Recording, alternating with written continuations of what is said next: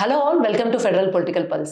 Federal political పల్స్లో తెలుగు స్టేట్స్లోని interesting political developments గురించి మనతో మాట్లాడడానికి federal Telugu states editor Jinka Nagaraju garu ఇక్కడి నుంచి చేయబోతున్నారు.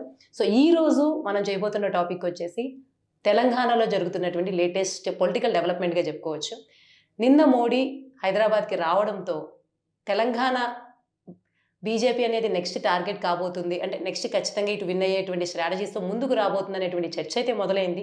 అంటే ఇప్పుడు రేవంత్ రెడ్డి ముందు ఒకవైపు అపోజిషన్ పార్టీ బీఆర్ఎస్, కోర్స్ అది రీజనల్ పార్టీ, అంటే స్ట్రాంగ్గా రావచ్చు. కోర్స్ ఒక 1 year 2 years ఎలక్షన్స్ ఉంది కాబట్టి నెక్స్ట్ ఇయర్ నుంచి అది కూడా రేవంత్ రెడ్డికి స్ట్రాంగ్ అపోజిషన్గా ఉండొచ్చు. ఇంకోవైపు బీజేపీ, అంటే నిన్న సభలో కూడా కొంత రేవంత్ రెడ్డితో కూడా కొంత డిప్లొమాటిక్గానే మోడీ ఉన్నారు. సో ఈ రెండు చూస్తూ ఉంటే రేవంత్ రెడ్డి ద్విముఖ పోరైతే ఎదుర్కోబోతున్నారన్నది స్పష్టం. ఈ నేపథ్యంలో రేవంత్ రెడ్డి ప్రజల్ని ఆకట్టుకోవడానికి చేస్తున్నటువంటి ముఖ్యమైన విషయాలు చూస్తే 3 కొత్తగా కనిపిస్తున్నాయి. ఒకటి హైడ్రా, ఇంకొకటి నదుల సుందరీకరణ, అది మూసిరివర్ది కావచ్చు, ఇంకొకటి గతంలో వచ్చినటువంటి లీడర్స్, తెలంగాణ లీడర్స్ ఎవరైతే ఇంప్లిమెంట్ చేశారో, చంద్రబాబు నాయుడు కావచ్చు, వైఎస్ఆర్ కావచ్చు, కేసీఆర్ కావచ్చు, వీళ్ళు చెప్పినటువంటి హైదరాబాద్ మీద ఎక్కువ ఫోకస్ పెట్టాం.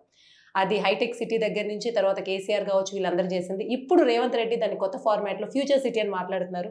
సో ఈ ఫ్యూచర్ సిటీ హైదరాబాద్ మీద ఫోకస్ చేయడం అనేది రేవంత్ రెడ్డిని మళ్ళీ అధికారంలోకి వచ్చేలా చేయబోతుందా లేదా, ఎంతవరకు రేవంత్ రెడ్డి దీంతో ఓటర్స్తో కనెక్ట్ కాగలడు, దీని గురించి డీటెయిల్గా మాట్లాడడానికి మనతో జింకా నాగరాజు గారు ఉన్నారు. నాగరాజు గారు వెల్కమ్. సో చెప్పండి, ఫస్ట్ మీరు ఎలా చూస్తూ ఉన్నారు రేవంత్ రెడ్డి దీని మీద మాత్రమే ఫోకస్ చేయడానికి వెనుక తెలంగాణ ఫార్మేషన్ దగ్గర నుంచి డెవలప్మెంట్స్ చూస్తే ఏ హిస్టారికల్ పర్స్పెక్టివ్ చూస్తారు? నమస్తే. తెలంగాణ రాజకీయాలలో హైదరాబాదు చాలా కీలకమైన పాత్ర పోషిస్తుంది. 2 రకాలుగా హైదరాబాదు ముఖ్యమైన తెలంగాణకి. హైదరాబాద్కి 2 స్వరూపాలు ఉన్నాయి. ఒకటి ఆర్థిక స్వరూపము, 2 రాజకీయ స్వరూపము. ఆర్థికంగా తీసుకుంటే హైదరాబాద్ అంటేనే తెలంగాణ అంటేనే హైదరాబాద్. ఎందుకంటే మొత్తం ఆర్థిక వ్యవస్థలో తెలంగాణ షేరు 54% ఉంది. అందువల్ల హైదరాబాద్ అభివృద్ధి చెందితే తెలంగాణ అభివృద్ధి చెందినట్లు, Telangana GSDP, gross state domestic product కూడా పెరుగుతుంది. కాబట్టి రాష్ట్రం అంతా అభివృద్ధి చెందిందని చెప్పుకోవచ్చు. ఇది ఒక ఆస్పెక్ట్. రెండో ఆస్పెక్ట్ పొలిటికల్ ఆస్పెక్ట్. అయితే ఈ పొలిటికల్ స్వరూపం ప్రకారము హైదరాబాద్ అంటే తెలంగాణ కాదు. హైదరాబాదుకు బయట విశాలమైన తెలంగాణ ఉంది. హైదరాబాదులో ఉండేవి కేవలము 24 స్థానాలు మాత్రమే. అసెంబ్లీలో ఉన్న స్థానాలు మొత్తం 119. అంటే దాదాపు ఇది 20% మించదు. అంటే హైదరాబాదు రాజకీయంగా ఇతర తెలంగాణ కంటే చాలా చిన్న ప్రాంతము. ఇక్కడ ఉన్న 24 స్థానాలు మాత్రమే, బయట చాలా ఉన్నాయి. సో ఈ రెండింటి మధ్య సమన్వయం లేకపోతే రాజకీయ పార్టీలు చాలా దెబ్బతింటాయి. చరిత్రపరంగా ఇదే జరుగుతూ ఉంది. హైదరాబాద్ మీద ఇంతవరకు వచ్చిన రాజకీయ పార్టీలన్నీ హైదరాబాదు గ్రోత్ చూపి, హైదరాబాదుని గ్లోబల్ సిటీ అని, హైదరాబాద్ని ఐటీ హబ్ అని, ఇలా రకరకాలుగా హైదరాబాద్ని విపరీతంగా ప్రచారం చేసేసాయి. అయితే ఒక విషయం గుర్తుపెట్టుకోవాలా, హైదరాబాద్ మీద దృష్టి పెట్టి మిగతా తెలంగాణని, విశాలమైన తెలంగాణని, అంటే అక్కడ దాదాపు 80 స్థానాలు ఉన్న తెలంగాణని నిర్లక్ష్యం చేసినట్లు చాలా స్పష్టంగా కనబడుతుంది. అలా నిర్లక్ష్యం చేసినప్పుడల్లా కూడా రాజకీయ పార్టీలు ఓడిపోయాయి. దీనికి 1987 నుంచి ఇప్పటిదాకా తీసుకుంటే ఒక స్పష్టమైన ఒక ధోరణి కనపడుతుంది. హైదరాబాద్ని విపరీతంగా ప్రేమించడము, అవతల తెలంగాణని, విశాలమైన రూరల్ గ్రామీణ తెలంగాణని విస్మరించడం అనేది రాజకీయ పార్టీలకి ఒక విధానంగా మారిపోయింది. ఉదాహరణకి చంద్రబాబు నాయుడు గారు ముఖ్యమంత్రిగా ఉన్నప్పుడు ఆయన హైదరాబాద్ని గ్లోబల్ సిటీ చేయాలనే ఉద్దేశం చేత హైదరాబాద్ని ఇండియాకి మరొక సిలికాన్ వ్యాలీగా తయారు చేయాలనే ఉద్దేశం చేత హైటెక్ సిటీని పెట్టారు. 1998లో హైటెక్ సిటీని ప్రారంభించేశారు. అయితే 2004లో ఆయన ఓడిపోయారు. ఎందుకు ఓడిపోయారు? హైటెక్ సిటీ ఆయన ఒక విత్తనం వేసేసాడు. హైటెక్స్ ఏమనుకున్నాడంటే హైటెక్ సిటీ అనేది విపరీతంగా ఇక పెరుగుతుంది. సో దీని ప్రభావం మొత్తం తెలంగాణ, అప్పుడు ఆంధ్రప్రదేశ్ అంతా పడుతుంది. కాబట్టేసి హైటెక్ సిటీ గ్రోత్ వల్ల గ్రామీణ ప్రాంతాల్లో ఉన్న అసంతృప్తి వేడి చల్లారుతుందని ఆయన ఊహించి విపరీతంగా హైటెక్ సిటీని ప్రచారం చేసేసాడు. దీన్ని పత్రికలు కూడా విపరీతంగా ప్రచారం చేసేసాయి. హైదరాబాద్ ఒక మరో సిలికాన్ వ్యాలీ అన్నారు. అయితే ఏమైపోయింది, 2004 ఎన్నికల్లో ఆయన ఓడిపోయారు. సో తర్వాత మామూలుగా ఒక ఎకానమీ, ఒక ఆర్థిక వ్యవస్థ ఎలా ఉంటుందంటే గ్రోత్, జాబ్స్, మైగ్రేషన్, హౌసింగ్ అంటే ఎక్స్పాన్షన్, ఈ పద్ధతి ఫాలో అవుతూ వస్తుంది. చంద్రబాబు నాయుడు గారు దురదృష్టం కొద్దీ ఆయన గ్రోత్కు బీజం వేసేశాడు. ఈ విత్తనం పెరిగి పెద్దదయ్యేలోపు ఆయన ఓడిపోయారు. ఎందుకు ఓడిపోయారంటే ఈ హైటెక్ సిటీ డెవలప్మెంట్ని మించి గ్రామీణ ప్రాంతాలలో పరిణామాలు వచ్చేసాయి. వరుసగా కరువులు వచ్చాయి, సూసైడ్స్ వచ్చేసాయి, నిరుద్యోగం వచ్చేసింది. ఈ సమస్యలు దానికి తోడు అప్పుడు ఆయన విద్యుత్ సంస్కరణలను మొదలు పెడుతున్నారు. ఈ సంస్కరణలకు వ్యతిరేకంగా ప్రజలు తిరుగుబాటు చేసేసారు. సో ఈ మొత్తం అల్లకల్లోలంలో హైటెక్ సిటీ ప్రభావం కనిపించలే. అందుకే 2004లో ఆయన ఓడిపోయారు. తర్వాత రాజశేఖర్ రెడ్డి వచ్చిన తర్వాత దేశమంతా కూడా ఈ మోడర్న్ డెవలప్మెంట్కి, అంటే ఈ కంప్యూటర్ సాఫ్ట్వేర్ డెవలప్మెంట్కి అనుకూలంగా మారిపోయింది. మన్మోహన్ సింగ్ ప్రభుత్వము ఈ సాఫ్ట్వేర్ డెవలప్మెంట్కి ఒక బాట వేసేసింది. ఐటీ పార్క్స్, సెజ్లు ఇలా రకరకాలుగా వచ్చేసాయి. అంటే చంద్రబాబు పీరియడ్లో ఎకానమీ ఫౌండేషన్ పడింది. ఆ ఫౌండేషన్ పెరిగి పెద్దదైపోయి ఫలాలు ఇచ్చేలోపే చంద్రబాబు నాయుడు గారు ఓడిపోయారు. ఈ ఆయన వేసిన ఫౌండేషన్ పెరిగి పెద్దదయ్యే క్రమంలో రాజశేఖర్ రెడ్డి గారు వచ్చేసారు. ఆ దశ 2004 నుంచి 2014 దాకా సాగింది. అంటే ఇది ఒక ఊపందుకుంటున్న దశ. అందుకే రాజశేఖర రెడ్డి పీరియడ్లో మీకు హైదరాబాద్లో ఇన్ఫ్రాస్ట్రక్చర్ విపరీతంగా డెవలప్ అయిపోయింది. మెట్రో కారిడార్ వచ్చేసింది. తర్వాత అనేక ఫ్లైఓవర్స్ వచ్చేసాయి. ఇన్వెస్టర్స్ కాన్ఫిడెన్స్ హైదరాబాద్ మీద పెరిగింది. విపరీతంగా కంపెనీలు వచ్చేసి ఇక్కడ ఆఫీసులు పెట్టేసాయి. ఈ కన్సాలిడేషన్ పీరియడ్లో రాజశేఖర రెడ్డి రావడంతో ఆయన ఈజీగా 2009లో గెలవగలిగారు. అయితే ఆ తర్వాత తెలంగాణ ఉద్యమము అవన్నీ రావడంతో కాంగ్రెస్ పార్టీ బలహీనపడింది. అయితే హైదరాబాద్ ఇమేజ్ ఏమాత్రమూ తగ్గలేదు. నాగరాజ్ గారు, సారీ టు ఇంటరప్ట్, ఒక పాయింట్. మీరు మొత్తం చెప్తున్న క్రమంలో ఒక అనలిస్ట్ గానో అబ్జర్వెంట్ గానో వాళ్ళు టెక్నాలజీ మీద, హైదరాబాద్ మీద ఎక్కువ ఫోకస్ చేశారన్నది కొంచెం అనే లెవెల్ పొలిటికల్ అనలిస్ట్ అబ్జర్వ్ చేయగలరు. కానీ ఓటర్స్కి అది ఎలా కనపడింది? అంటే వీళ్ళు హైదరాబాద్ని డెవలప్ చేయడం వల్ల మామే చేయలేదనుకుంటున్నారా, మమ్మల్ని ఇగ్నోర్ చేశారనుకుంటున్నారా, వాళ్ళు ఏ పర్స్పెక్టివ్లో చూశారనుకుంటున్నారు? సేమ్ పర్స్పెక్టివా? ఖచ్చితంగా ప్రజల్లో ఒక అసంతృప్తి అయితే వచ్చేసింది. హైదరాబాద్ మీదే దృష్టి పెడుతున్నారు, గ్రామీణ ప్రాంతాల మీద దృష్టి పెట్టలేదు. గ్రామీణ ప్రాంతాల్లో పరిశ్రమలు రాలేదు, రోడ్లు రాలేదు, తర్వాత విద్యారంగంలో స్కూళ్ళు బాగుపడలేదు, కాలేజీలు బాగుపడలేదు, ఏమీ జరగలేదు. అంటే గ్రామీణ ప్రాంతాల్లో ఉన్న వాళ్ళ పిల్లలు చదువుకునే వాళ్ళందరూ మళ్ళీ హైదరాబాద్లోనే ఉంటారు కదా ఆల్మోస్ట్. మరి అట్లీస్ట్ ఆ ఓట్ బ్యాంక్ ఏమి అది కూడా హెల్ప్ అవ్వలేదు అంటారు? వాళ్ళ నుంచి కూడా వ్యతిరేకత వచ్చిందా, యూత్ నుంచి కూడా? ఇప్పుడు మొన్నటి ఎలక్షన్స్లో టీఆర్ఎస్ పార్టీ మాది urban based party, urban voters party అని చెప్పుకున్నారు. ఆ మేరకి అక్కడి నుంచి వచ్చి ఇక్కడ మైగ్రేట్ అయ్యి సెటిల్ అయిపోయిన ఓటర్లు ఖచ్చితంగా ఈ పార్టీలకు ఓటేసేశారు. అందుకే హైదరాబాద్ చుట్టూ ఉన్న నియోజకవర్గాల్లో టీఆర్ఎస్ బాగా బలంగా వచ్చింది. అయితే ఇంకొకటి కూడా ఉంది. ఈ పరిణామ క్రమంలో ఏం జరిగిందంటే చాలా కొన్ని గ్రామీణ ప్రాంతాలని బాగా నిర్లక్ష్యం చేయడం అయితే జరిగింది. ఈ 2014 నుంచి 2023 దాకా, అంటే టీఆర్ఎస్ పార్టీ ఓడిపోయేదాకా ఈ 10 ఏళ్ల కాలంలో హైదరాబాద్ మీద కేసీఆర్ ప్రభుత్వము బాగా కాన్సన్ట్రేట్ చేసేసి విపరీతంగా అభివృద్ధికి బాట వేసింది. ఏ మాత్రము హైదరాబాద్ ఇమేజ్ తగ్గకుండా, అంటే రాష్ట్రం విడిపోయి తెలంగాణ ఏర్పడిన తర్వాత హైదరాబాద్ ఇమేజ్ని కాపాడేందుకు విపరీతంగా ప్రయత్నం చేశారు. అది దాన్ని ఎవరు కాదనలేరు. అయితే హైదరాబాదులో ఉద్యోగాల పెరుగుదల ఆశించినంత మేర జరగలేదు. అదేవిధంగా ప్రభుత్వ రంగంలో కూడా ఉద్యోగాలు పూర్తిగా ఆగిపోయాయి. ప్రభుత్వ రంగంలో ఉద్యోగాల్లోకి వెళ్ళే వాళ్ళంతా గ్రామీణ ప్రాంతాల్లో ఉన్నవాళ్ళు.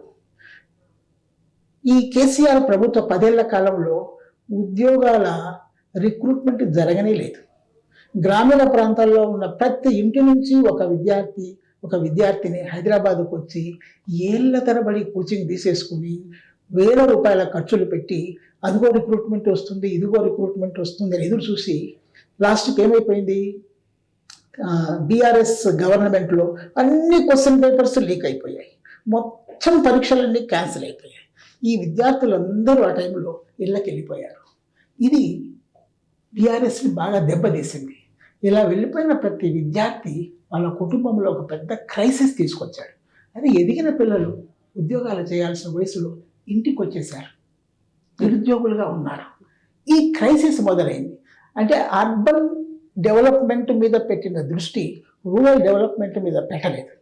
గ్రామీణ ప్రాంతాల్లో వీళ్ళకు ఉపాధి అవకాశాలు లేవు, అక్కడ మంచి విద్య లేదు, మంచి వైద్యము లేదు.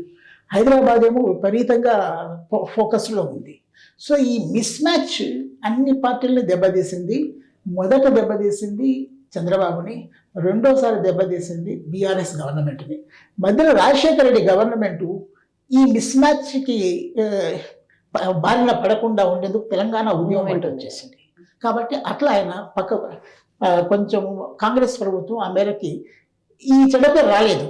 హైదరాబాద్ని విపరీతంగా డెవలప్ చేసి నష్టపోయిన పార్టీల జాబితాలోకి అప్పుడు కాంగ్రెస్ రాలేదు. ఒకటి చెప్పండి, ఏ పొలిటికల్ పార్టీ అయినా సరే ఎలక్షన్స్ గెలవాలంటే ఎక్కడెక్కడ ఎంతెంత పర్సంటేజ్ ఓటర్స్ ఉన్నారు, మెజారిటీ ఉన్న దగ్గర ఎలా ఫోకస్ చేయాలి, జనరల్ వాళ్ళు పెట్టుకునే స్ట్రాటజీ. సో ఆల్రెడీ ఒక లీడర్ చంద్రబాబుని అట్లీస్ట్ మనం జనరల్గా అబ్జర్వ్ చెప్పిన పొలిటికల్ లీడర్స్ తమ ప్రీవియస్ సక్సెస్ఫుల్ ఫెయిల్యూర్ని అబ్జర్వ్ చేస్తారు. కాబట్టి చంద్రబాబు నాయుడిని అబ్జర్వ్ చేశారు, ఆయన ఫెయిల్ అవ్వడం. తర్వాత కేసీఆర్ 2 times ఫెయిల్ అవ్వడం అబ్జర్వ్. మళ్ళీ రేవంత్ రెడ్డి కూడా. ఎందుకు తెలంగాణ వరకు చూసుకుంటే లీడర్స్కి హైదరాబాద్ అనేది ఒక వాళ్ళు పర్సనల్గా తీసుకునేంత ఫీలింగ్ ఎందుకు ఉంది? అంటే వాళ్ళందరిలో కూడా ఒక నమ్మకం ఉంది. చంద్రబాబు దగ్గర నుంచి రాజశేఖర్ రెడ్డి కానీ, తర్వాత కేసీఆర్ గారు కానీ, మన రేవంత్ రెడ్డి గారు కానీ హైదరాబాద్ను విపరీతంగా డెవలప్ చేస్తే ఇక్కడ నుంచి వచ్చిన రెవెన్యూతో రాష్ట్రం అంతా డెవలప్ చేయొచ్చు అనే ఒక నమ్మకం ఉంది. కాబట్టి హైదరాబాద్ డెవలప్ అయిపోతే ఆటోమేటిక్గా దీని ప్రభావం రాష్ట్రం అంతా ఉంటుందని వాళ్ళు అనుకుంటున్నారు. అందువల్ల హైదరాబాద్ మీదే దృష్టి పెడుతున్నారు. ఇప్పుడు మీరు మంచి ప్రశ్న వేసేశారు. ఇప్పుడు రేవంత్ రెడ్డి ఒక కొత్త ప్రయోగం చేస్తున్నాడు. అదేంటంటే హైదరాబాద్ సిటీని ఆయన తొలిసారిగా దక్షిణం వైపు నడిపిస్తున్నాడు.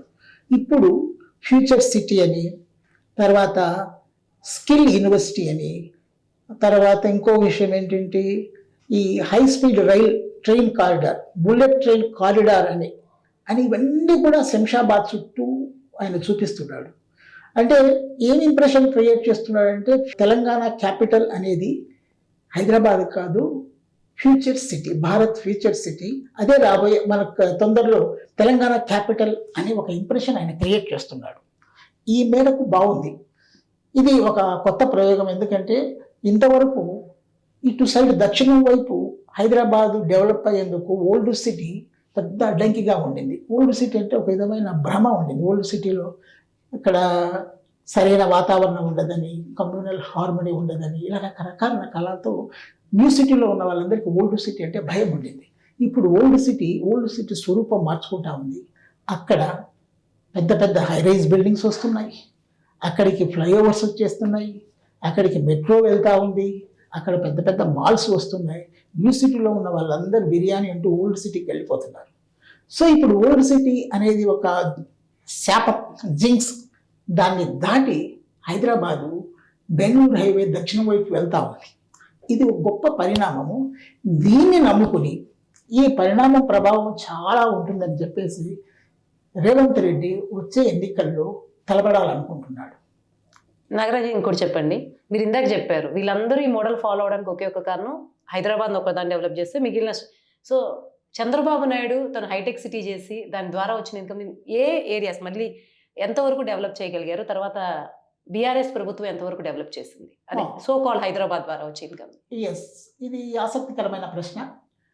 చంద్రబాబు నాయుడు గారు హైటెక్ సిటీ డెవలప్ చేసేటప్పటికీ హైదరాబాదులో పూర్తిగా అర్బనైజేషన్ ఒక దశకి ఇంకా రాలే. రియల్ ఎస్టేట్ భూమి అనేది ఇంకా రాలే. ఇన్వెస్టర్స్ కాన్ఫిడెన్స్ హైదరాబాద్ మీద ఇంకా పెరగలేదు. ఇది ఇది ప్రారంభం అయ్యేందుకు ఒక 10 years పట్టింది. అంటే 98లో హైటెక్ సిటీ వచ్చింది. 2010 నాటికి హైదరాబాద్లో రియల్ ఎస్టేట్ బూమ్ అనేది వచ్చింది. రియల్ ఎస్టేట్ బూమ్ రావడానికి కారణం ఏమిటి? ఎంత వేగంగా హైదరాబాద్ సిటీ డెవలప్ అయిందంటే ఇక్కడికి విపరీతంగా ఇన్వెస్ట్మెంట్స్ వచ్చేసాయి. గ్లోబల్ కంపెనీస్ అన్నిటినీ ఇక్కడ తీసుకొచ్చి వాళ్ళ ఆఫీసులు పెట్టేశారు. దాంతో విపరీత లక్షల ఉద్యోగాలు వచ్చేసాయి. వీళ్ళందరికీ ఇల్లు కావాలన్నప్పుడు ల్యాండ్ కావాలా. సో హైదరాబాద్ సిటీ అలా విస్తరించిపోయింది. ఈ విస్తరణ కేసీఆర్కి బాగా ఉపయోగపడింది. అట్లాగే రాజశేఖర్ రెడ్డి కూడా ఒక విధంగా ఈ విస్తరణ లబ్ధిదారు. దీన్ని చూసి ఆయన ఫ్లైఓవర్స్, మెట్రో కారిడార్స్ డెవలప్ చేసేసారు. దీన్ని కేసీఆర్ ప్రభుత్వం ఇంకా ముందుకు తీసుకెళ్ళింది. ఇప్పుడు రేవంత్ రెడ్డి ఈ పునాది మీద నిలబడ్డాడు. అయితే ఈ పునాది మీద నిలబడి చాలా ధైర్యంగా ఆయన సిటీని ఇంకొక వైపు తీసుకెళ్తున్నాడు. అయితే ఇది రేవంత్ రెడ్డి గారికి ఒక ఆపర్చునిటీ, ఒక సవాల్ కూడా. ఎందుకంటే ఫ్యూచర్ సిటీ అనేది కేవలం ఫ్యూచర్ సిటీకి విపరీతంగా రియల్ ఎస్టేట్ వాల్యూ ఉంది. ఎందుకంటే అక్కడ ఆయన స్కిల్ యూనివర్సిటీ పెట్టేశాడు. అక్కడక్కడ ఏమేమి ప్రాజెక్టులు రాబోతున్నాయో అన్నీ అనౌన్స్ చేసేసాడు. దీనితో విపరీతంగా లేఅవుట్స్ వస్తున్నాయి. అంతేకాదు ఫ్యూచర్ సిటీకి అమరావతికి మధ్య 6 lane గ్రీన్ఫీల్డ్ హైవే రాబోతా ఉంది. ఇవన్నీ చూసినప్పుడు విపరీతంగా రియల్ ఎస్టేట్ వాల్యూ పెరుగుతుంది. భూముల ధరలు పెరిగిపోతాయి. అక్కడ భూములు కొనడం మొదలు పెడతారు. అయితే కేవలం రియల్ ఎస్టేట్ వాల్యూ పెరిగినంత మాత్రాన అది పొలిటికల్ ప్రయోజనాలు కలిగిస్తుందా, అది ఓట్లను తీసుకొస్తుందా అనేది పెద్ద ప్రశ్న. ఈ ప్రశ్న అందరికీ ఎదురైంది. ప్రతి ఒక్కరి పీరియడ్లో హైదరాబాద్లో రియల్ ఎస్టేట్ పెరుగుతూనే పోయింది. అయినా సరే ఓట్లు రాలే. ఎందుకంటే రియల్ ఎస్టేట్ బిజినెస్ అనేది ఒక ఏరియా డెవలప్మెంట్ అనేది అక్కడ వచ్చే ఇండస్ట్రీస్, అక్కడ వచ్చే ఉద్యోగ కల్పించే ఏమైనా వ్యవస్థలు, తర్వాత అక్కడ ఉద్యోగాలు పెరిగినప్పుడు మైగ్రేషన్స్ వస్తాయి. అప్పుడు రియల్ ఎస్టేట్ ఓట్లను ఇస్తుంది. సో ఇది చంద్రబాబుకు దక్కలేదు. కేసీఆర్ కొంతవరకు చేసేసాడు, కానీ ఆయన గ్రామీణ ప్రాంతాల్లో వచ్చిన సంక్షోభం దాన్ని మించిపోయింది. బీఆర్ఎస్ ప్రభుత్వము హైదరాబాద్ గ్రోత్ను చూపి ఓట్లు పొందలేనంతగా గ్రామీణ ప్రాంతంలో సంక్షోభం వచ్చేసింది. ఇదే పరిస్థితి హైటెక్ సిటీని చూపి ఓట్లు పొందలేనంతగా గ్రామీణ ప్రాంతాల్లో సంక్షోభాన్ని చంద్రబాబు నాయుడు ఎదుర్కొన్నారు. ఇప్పుడు ఇదే సవాల్ రేవంత్ రెడ్డికి రాబోతా ఉంది. ఓకే, ఫ్యూచర్ సిటీ ఆయన గొప్పగా ప్లాన్ చేస్తున్నాడు. ఫ్యూచర్ సిటీ వస్తే ఒకవేళ అది కార్యరూపం దాలిస్తే హైదరాబాద్ జడ్చర్ల దాకా పాకిపోతుంది. జడ్చర్ల దాకా ఇప్పుడు వెంచర్లు వస్తున్నాయి. మొన్నటి దాకా ఆరాంగఢ్ దాటితే ఇల్లు కనిపించేవి కాదు. ఆరాంగఢ్ బయట ఇప్పుడు విపరీతంగా మల్టీ స్టోరీ కాంప్లెక్సెస్ వస్తున్నాయి. ఇదంతా బాగుంది. అయితే ఇది ఒక్కటే చాలదు. అక్కడ ఫ్యూచర్ సిటీలో విపరీతంగా ఉద్యోగాలు రావాలా, అక్కడ పరిశ్రమలు రావాలా, అక్కడికి జనం వెళ్ళాలా. సో ఇది జరగాల. ఇది జరగకపోతే సేమ్ పరిస్థితి రేవంత్ రెడ్డి గారికి వస్తుంది. గ్రామీణ ప్రాంతాల్లో ఇప్పటికీ సంక్షోభం ఉంది. ప్రొక్యూర్మెంట్ దగ్గర నుంచి యూరియా దాకా అన్ని సమస్యలే. ఈ సమస్యల వేడిని చల్లబరిచే శక్తి ఫ్యూచర్ సిటీకి ఉండాలా. అలా లేకపోతే ఆయన కూడా ఎన్నికలు చాలా సవాల్ ఎదుర్కొంటారు. వన్ ఫైనల్ క్వశ్చన్ నాగరాజు గారు, మిగిలిన వాళ్ళు బీఆర్ఎస్ అధికారంలోకి వచ్చినప్పుడు, చంద్రబాబు అధికారంలోకి వచ్చినప్పుడు తెలంగాణ పరిస్థితి వేరు. ఇప్పుడు ఆర్థిక పరిస్థితి ఇయర్ బై ఇయర్ అప్పులు పెరిగిపోవడం, రేవంత్ రెడ్డి పునాదుల మీద నిలబడిన బీఆర్ఎస్ మీద ఉన్న విపరీతమైన వ్యతిరేకత వల్లే ఒక నేషనల్ పార్టీ నిలబడగలిగింది రేవంత్ రెడ్డి చరిష్మాలో. అది కూడా ఒక యాంగిల్. సో అప్పుడు ఉద్యోగాలు, రైతుల సమస్యలు ఇవన్నీ కూడా ఇప్పుడు రేవంత్ రెడ్డి, ఎందుకంటే లాస్ట్ టైం బీఆర్ఎస్ ఓడిపోవడానికి ప్రధాన కారణం. సో వాళ్ళందరూ కూడా ఇప్పుడు ఫ్యూచర్ సిటీ డెవలప్ అయ్యి ఉద్యోగాలు రావడం అనేది ఒక 2.5 yearsలో జరిగే పరిస్థితి లేదు. రేవంత్ రెడ్డి అధికారంలో పూర్తయ్యేసరికి ఫ్రూట్స్ చూపించలేదు. ఇది కూడా ప్రైమరీ స్టేజ్ అయిపోతుంది. సో జనాలు ఎక్స్పెక్ట్ చేసిన ఉద్యోగాలు కానీ ఇప్పుడు ఈవెన్ దీని మీద కూడా రైతులు వాళ్ళ భూమిని తీసుకునే విషయంలో కూడా మనం రోజు ఒక పోరాటమో ఏదో ఒకటి నిరసన చూస్తూ ఉన్నాం. యూరియా విషయంలో రోజు చెప్తాం. మళ్ళీ కొంత సన్నబియ్యం వీటి విషయంలో కొన్ని స్కీమ్స్ ఇంప్లిమెంట్ చేసిన, ఉద్యోగాల విషయంలో కానీ, ఈ ఫార్మాసిటీ కోసం కలెక్ట్ చేసే దాని విషయంలో కానీ, ఈ మధ్య జరిగిన ఇన్సిడెంట్స్ కానీ, ఎస్ఎల్బీసీ ఇలాంటివి కానీ చాలా వ్యతిరేకత కొంత కనిపించకపోయినా బీఆర్ఎస్ స్ట్రాంగ్గా లేదు కాబట్టి. సో మిగిలిన లీడర్స్తో పోలిస్తే రేవంత్ రెడ్డికి ఇది కొంచెం అడ్వర్స్ ఫ్యాక్టర్ అయ్యే అవకాశం ఉంది. ఎందుకంటే అప్పులు స్టేట్ అవ్వడము. ఇంకొకటి జనాలు ఇప్పుడు ఆయన్నేమి హైదరాబాద్ డెవలప్ చేయమని. ఎందుకంటే ఫస్ట్ టైమ్ చేసినప్పుడు ఎవరికైనా ఆసక్తి ఉంటుంది. ఇది పాత పడిపోయి ఉంటుంది కదా! జనాలకు కూడా అదే పేరు చెప్తే. సో రేవంత్ రెడ్డికి ఇది మోర్ ఆఫ్ ఆపర్చునిటీ కన్నా కూడా రిస్క్‌గా అనిపించట్లేదా? అట్‌లీస్ట్ వాళ్ళకిచ్చిన హామీలో ఉద్యోగాలు వదిస్తే నెక్స్ట్ టైమ్ ఇంకా ఎక్కువే ఛాన్స్ ఉందనుకుంటున్నారా? రైట్ డెసిషన్ అనుకుంటున్నారా? ఇదంతా కూడా అక్కడ జరిగే ఉద్యోగ కల్పన మీద ఆధారపడి ఉంటుంది. సి ఫ్యూచర్ సిటీలో అంటే ఆయన అధికారంలో ఉన్నప్పుడు వస్తేనే కదా ఆయనకి ఆ అదే బెనిఫిట్ అదే రావడానికి. అది దాని ఫ్యూచర్ సిటీ అనేది ఆయన ఫౌండేషన్ వేసి వెళ్ళిపోతే రేపొద్దున ఫలితాలు వస్తే రాబోయే గవర్నమెంట్ దాన్ని అనుభవిస్తుంది. ఒకవేళ ఈ మధ్యలోనే ఆయన అక్కడ బాగా ఉద్యోగాలు దొరుకుతాయి, అక్కడ ఉద్యోగ కల్పన జరుగుతూ ఉంది అన్నప్పుడు తెలంగాణ పల్లెల నుంచి అనేక మంది ఇక్కడ వలస వస్తారు, ప్రతి కుటుంబం నుంచి వస్తారు. సో అప్పుడు గ్రామీణ ప్రాంతాల్లో ఉన్న సంక్షోభం వేడి కొంత చల్లబడుతుంది. 2.5 years ఇది జరుగుతుంది అనుకుంటున్నారా కమింగ్ ఎలక్షన్స్? అంటే ఇది ఆ రేవంత్‌కి ఆ అడ్వాంటేజ్. హోప్ క్రియేట్ చేయాలి ఆయన. ఆ హోప్ క్రియేట్ చేయకపోతే చంద్రబాబు గారు అమరావతిలో ఎదుర్కొంటున్న సమస్య ఎక్కడ ఎదుర్కొంటారు? ఆయన అమరావతి సిటీ విపరీతంగా డెవలప్ చేస్తాను, గ్లోబల్ సిటీ చేస్తాను అని చెప్పేసి 2014-19 మధ్య ప్రయత్నం చేసేసారు. హోప్ జనరేట్ చేయలేకపోయాడు. మరొక హైదరాబాద్ను క్రియేట్ చేస్తానన్నాడు, అక్కడ జనంలో ఆ హోప్ క్రియేట్ చేయలేకపోయాడు. ఒక్క ప్రయత్నము జరగలేదు. సో ఆయన్ని ఓడగొట్టేశారు. ఇది అమరావతి అయ్యేటట్లు లేదనేసి అనేదే విమర్శ బాగా వచ్చింది. చాలా మంది ఆయన్ని అభిమానించే వాళ్ళు కూడా చంద్రబాబు నాయుడు గారు తప్పు చేస్తున్నారు, ఆయన ఒకే చోట కేంద్రీకృతమయ్యేలా చేస్తున్నాడు, ఇతర ప్రాంతాలని వదిలేస్తున్నాడని ఆంధ్రాలో ఉన్న మేధావులందరూ, వాళ్ళే కాదు దేశంలో ఉన్న మేధావులు కూడా తప్పు పట్టారు. సో ఆయన అమరావతి ఒక పెద్ద సిటీ అయిపోతుంది, ఇక్కడ విపరీతంగా ఉద్యోగాలు వస్తాయి, ఇది ఆంధ్రులకు గర్వకారణం అవుతుంది అన్న హోప్ మొదటి దశలో క్రియేట్ చేయలేకపోయారు. ఇప్పుడు కూడా అదే ప్రయత్నం జరుగుతూ ఉంది. ఆయన ముందున్న సవాల్ ఏంటంటే సేమ్ హైటెక్ సిటీ నాటి సవాల్ అక్కడ కూడా ఉంది. అక్కడ ఫౌండేషన్ లేదు. ఆయన ఇప్పుడు మొదలు పెట్టేశారు. ఇది తర్వాత రాజకీయంగా అక్కడ ఏమాత్రం అనుకూల వాతావరణం లేదు. మధ్యలో పాలసీ కంటిన్యూటీ అనేది జరగలేదు. మళ్ళా మధ్యలో వచ్చిన గవర్నమెంటు, ఇది జగన్మోహన్ రెడ్డి గారి గవర్నమెంటు అమరావతి కాదు, నేను 3 రాష్ట్రాల రాజధాని చేస్తాను, ఒకసారి వైజాగ్ రాజధాని అనేసి ఈ సంక్షోభం కూడా వచ్చేసింది. అందువల్ల చంద్రబాబు నాయుడు గారి భవిష్యత్తు కూడా అమరావతి నిజంగా కార్యరూపం దాలుస్తుంది, అమరావతిలో కొన్ని వేల ఉద్యోగాలు వస్తాయి అనే విశ్వాసం కలిగించడం చాలా కష్టం. ఎందుకంటే అమరావతిలో ఈ విశ్వాసం రావాలి అంటే అమరావతి మీద ఇన్వెస్టర్స్ కాన్ఫిడెన్స్ పెరగాలి. అమరావతికి ఇప్పుడు పెద్ద ఎత్తున పెట్టుబడులు వస్తున్నట్టు లేదు, అంతా గవర్నమెంట్ డబ్బులతో నడుస్తూ ఉంది. గవర్నమెంట్ డబ్బులతో నడిస్తే గవర్నమెంట్ ఫండ్స్ చాలా లిమిటెడ్గా ఉంటాయి. సో ఆయన కాన్ఫిడెన్స్ క్రియేట్ చేసేందుకు ప్రయత్నించాలి. అలాగే రేవంత్ రెడ్డి కూడా ఫ్యూచర్ సిటీ మరొక హైదరాబాద్ కాబోతా ఉంది. ఇక్కడ ఉద్యోగాలు వస్తాయి, ఇక్కడ ఫ్యాక్టరీస్ వస్తున్నాయి, ఇక్కడ ఇండస్ట్రీస్ వస్తున్నాయి, ఇక్కడ పెద్ద ఐటీ కంపెనీస్ ఎన్ని వస్తున్నాయి, ఇక్కడ పెద్ద ఏఐ హబ్ కాబోతా ఉంది అన్న ఇంప్రెషన్ క్రియేట్ చేసి ప్రజల్లో విశ్వాసం కలిగిస్తే ఆయన ఎన్నికలు తలబడడం ఈజీ అవుతుంది, లేకపోతే కష్టం. థ్యాంక్ యూ నాగరాజు గారు. With this we conclude.